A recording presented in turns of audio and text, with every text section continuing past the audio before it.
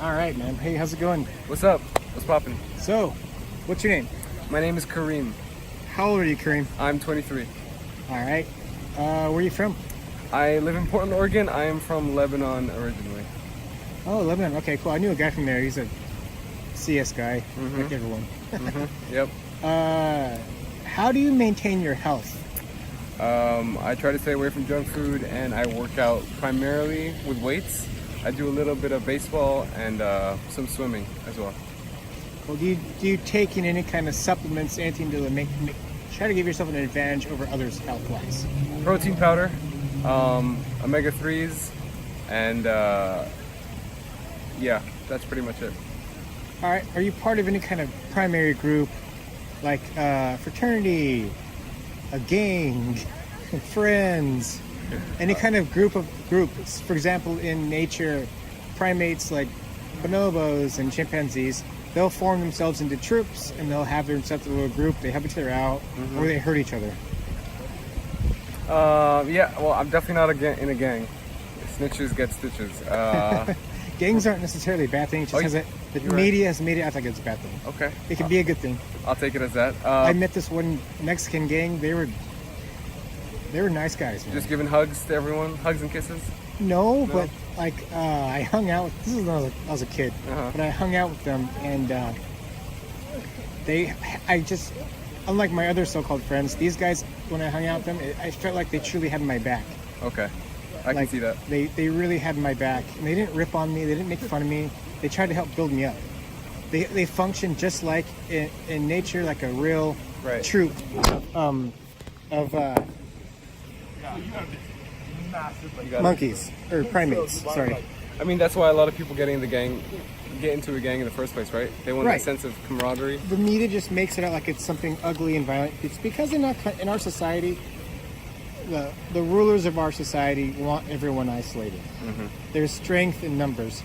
You notice how the Indians or Native Americans, they had a saying, if you have one twig by itself, it breaks. But multiple twigs, it's harder to break. Yeah. So if you're part of a gang, if you will, or a group of other people, fraternity, something where it's other people that have your back, you're better off. Yep. Got be nice. So primary group, let's see. Like I said, I'm pretty introverted. Primary group would just be my friends, close group of friends, 3 or 4. That's it.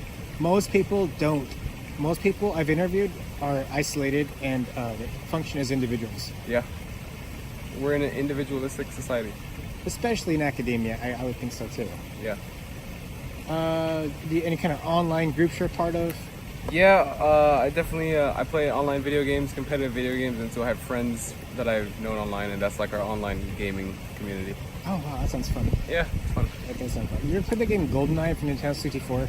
Old game. Dude, I played it on like PS2, I think. Not Nintendo 64, but I know which one you talk about. The James Bond one, right? Yeah. It's an awesome game. Yeah. That's how old I am. That's all good. This is an awkward question for me to ask. Per year, how often do you have sex?